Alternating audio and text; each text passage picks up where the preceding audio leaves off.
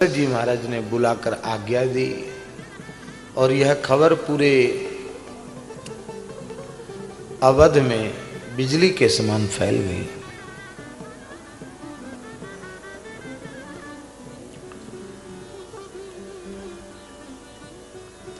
कौशल्याम्बा के भवन में राम जी गए। कौशल्या जी ने आरती उतारी, मंगलाशासन किया। वहीं श्री जानकी जी और वहीं श्री लक्ष्मण जी आ गए। समाचार सुनकर सबको बड़ी प्रसन्नता हुई।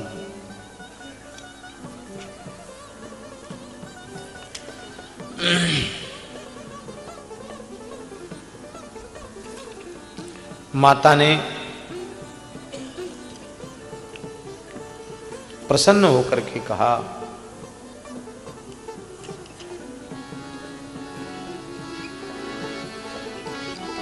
वत्स,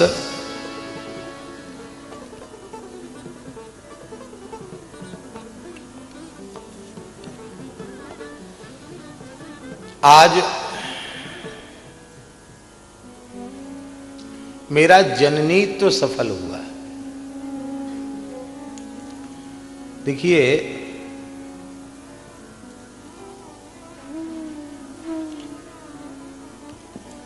इसका तात्पर्य यह नहीं है कि माता कौशल्या यह कहना चाहती हैं कि मेरे पुत्र को राजा बनाया जा रहा है, मैं राजा की माता हो गई, राजमाता हो गई, मेरा गौरव बढ़ गया, इसलिए मेरा जन्मित सफल। ये नहीं।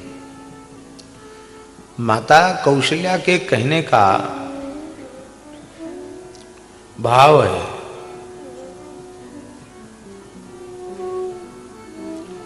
माता कौशल्या के कहने का भाव है कि उस माता का मातृत्व सफल है जिसके पुत्र की सेवा से, भक्ति से, आज्ञा पालन से उसका जन्मदाता पिता अत्यंत प्रसन्न हो जाए।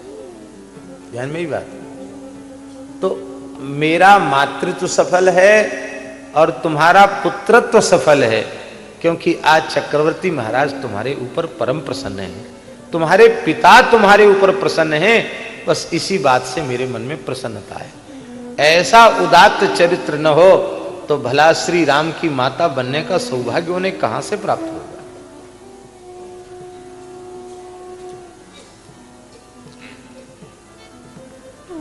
उत्पन्न हो जाने मात्र से कोई पुत्र नहीं होता।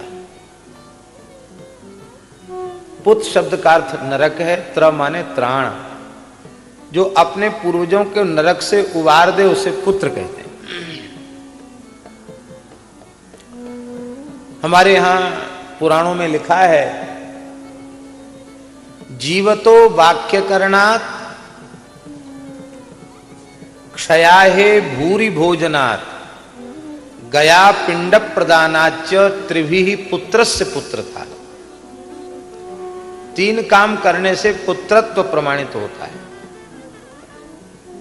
कौन कौन?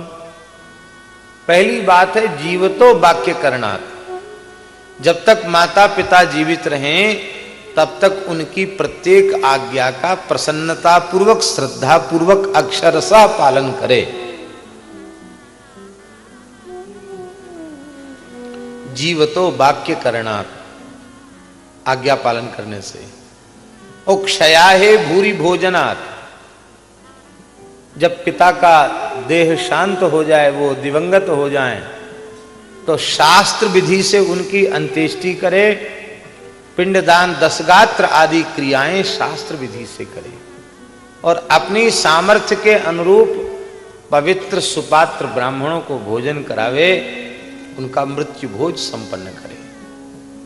अंत्येष्टि विधान में, दशगात्र विधान में कंजूसी न करे।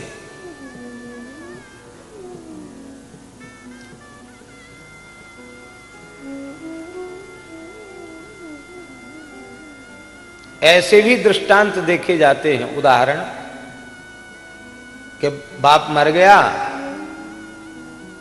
संस्कार तो अब लड़कों की करना है और कौन करेगा, पर संस्कार के बाद घर में पंचायत बैठ गई। तेरे ही कौन करेगा। लड़कों में झगड़ा हो रहा है, हम नहीं करेंगे, हमको दिया ही क्या पिताजी ने, हम नहीं करेंगे, हम नहीं करेंगे, हम नहीं करेंगे।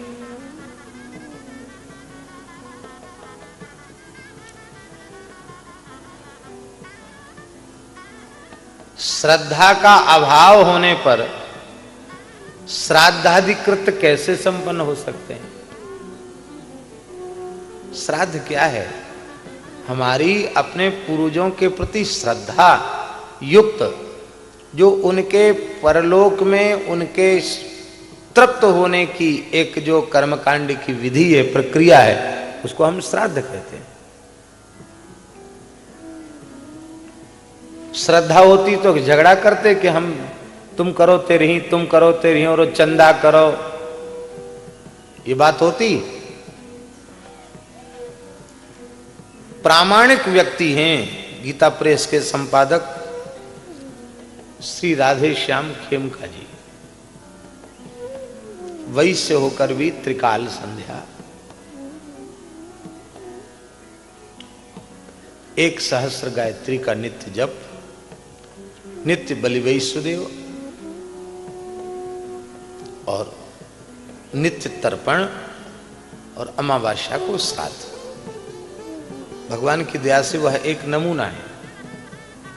और उन्होंने एक बात बताई, कल की ही बात, उन्होंने पहले भी बताया था लेकिन हम भूल गए थे। कल उन्होंने बताया कि महाराज जी एक नई पद्धति देश में विकसित हो गई है, 3 दिन में ही सब काम खत्म कर देते हैं, सूतक उतक सब खत्म,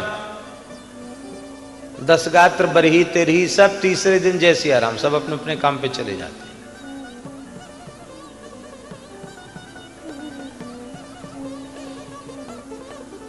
तो पूछा गया कि भाई ये कहाँ लिखा है, किस पद्धति से आप ये 3 दिन में ही सब शुद्धि करा रहे हैं, कहाँ लिखा है, कि कहाँ का प्रमाण है।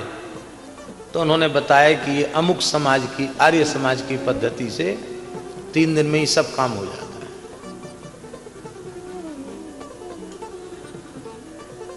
पद्धति किसी समाज या किसी संगठन की नहीं होती है, पद्धति तो वेदादि शास्त्रों में जिसका निरूपण होता है उसे हम पद्धति कहते हैं। वेद प्रणीतो धर्मो यधर्मस्तद विपर्ययः, वेदो नारायण साक्षात स्वयंभूरित सुश्रमो। वेद में जिसका विधान किया गया है वो धर्म है, वेद में जिसका निषेध किया गया वो अधर्म है। हमारे पूर्वज उतने बुद्धिमान नहीं थे, हम उनसे ज्यादा बुद्धिमान निकल गए। उन्होंने समय की कीमत नहीं समझी। वो 13 दिन तक आदमी तो मर गया, उसके पीछे पड़े हुए हैं सब काम धंधा छोड़ के। वो पढ़े लिखे नहीं थे, वो बुद्धिमान नहीं थे। हम ज्यादा बुद्धिमान हो गए, हमको अपने ज्ञान की अपच हो गई, अजीर्ण हो गई, तो अपने पूर्वजों को मूर्ख ठहराने लगे। कितने दुर्भाग्य की बात है। हमें गौरव है कि हम सनातन धर्म में पैदा हुए, हमें गौरव है कि हम भारतवर्ष में जन्मे हैं। यही पूरी धरती पर एकमात्र ऐसा धर्म है जो मृतात्मा के कल्याण का विधान करता है। और बताइए कोई ऐसी पद्धति है जहां मृतात्मा के कल्याण की पद्धति हो? यही एक ऐसा पवित्र धर्म है।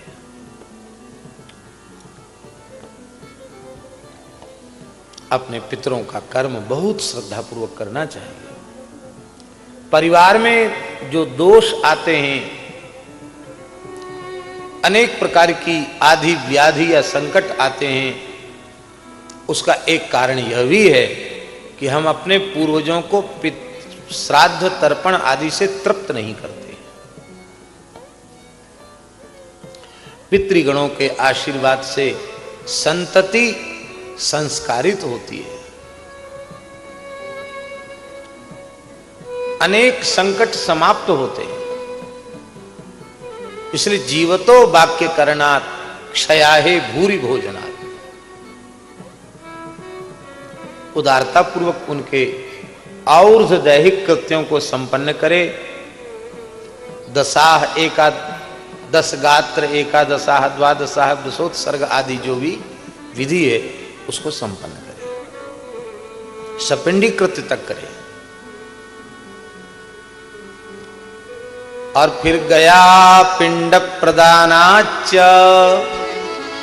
पितरों में सम्मेलन के बाद फिर गया जी में जाकर विधिवत श्राद्ध करे, पिंडदान करे विष्णु पद में।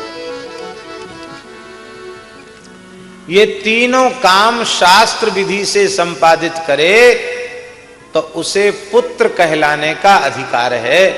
ये काम 3 काम न करे तो उत्पन्न होने मात्र से, पैदा हो जाने मात्र से हमारे धर्म शास्त्र में उसे पुत्र कहलाने का अधिकार नहीं है।